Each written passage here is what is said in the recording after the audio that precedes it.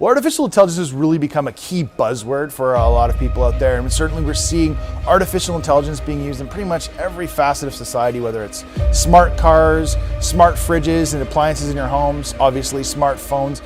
It stands to reason that the investment management industry is also probably ripe for a little bit of disruption on the artificial intelligence side.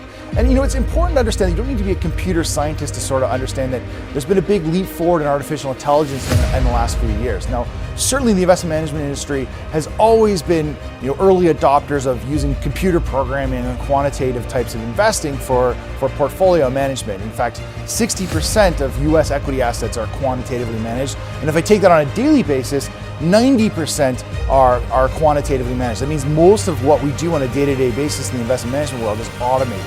So what's AI? What makes it different?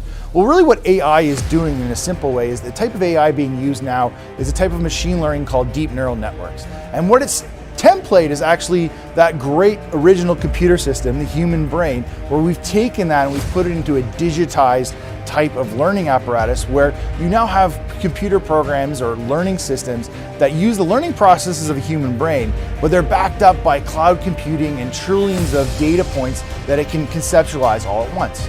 Now you could appreciate then that if you start to put this into investment management, maybe these types of artificial intelligence can find some really interesting new sources of alpha or patterns that really aren't there for the human brain to be able to conceptualize.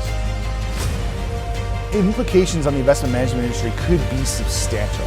And the reason for that is because, when we look at what's happening in the investment management industry, as I mentioned, we've already adopted many quantitative types of investing. A lot of what we do is already automated, but there is a really big point of failure in money management, and that's actually on the human side, and that comes down to emotions. So Richard Thaler won the Nobel Prize for Economics last year, and that really wasn't a surprise in his work on investor psychology, because a lot of times what limits a good investment strategy is not how much somebody knows or how well educated they are in picking the right investment solutions. It's actually in their emotional response to how they invest. People have a bad day, maybe they're having family issues, maybe they're worried about earning that bonus and start trying to go closer to the benchmark or away from the benchmark. These are all unquantitative, unqualified risks that are brought in by emotion. AI really doesn't care, right? AI doesn't have a boss. It doesn't have to worry about its year-end bonus. It doesn't have a bad day. If it breaks down, right, we know that it's broken and we can fix it, where we don't know if a portfolio manager comes in and has a bad day. And we've seen from all this academic work on behavioral economics that these are real points of failure. So really what we could be seeing is artificial intelligence being used in other facets of the investment management business to sort of create more of a rational system of investing, focusing on the good, which is quantitative statistics, looking at what works from the investment strategy, rather than the bad, which is making rash emotional decisions.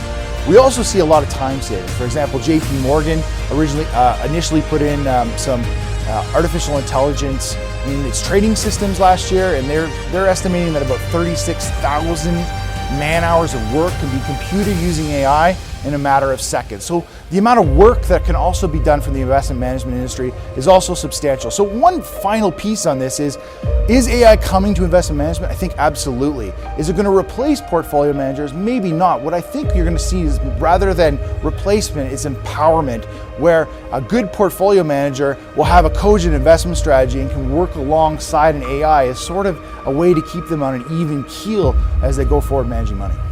Well, as its name implies, it's an actual ETF that uses artificial intelligence and runs autonomously as a program to select investments. Now, in this case, this ETF is buying individual ETFs, 32 ETFs that comprise the MSCI All Country World Index. So it's seeking to generate better risk-adjusted returns than the All Country World Index. But as I mentioned earlier, it's a thinking computer, a computer that can change its mind. So each day that it's out there managing the ETF portfolio, it's making its decisions based on new patterns that it's seeing in the marketplace. Now, of course, we haven't just let this AI loose in the market. There's been a number of years of testing with a very prominent AI firm in Korea named Craft Technologies, where they've built this system using AI algorithms that were originally used for healthcare, but they've applied it now to finance. You teach the AI how to invest. You teach it, 100 to 300 different types of investment metrics, depending on the strategy.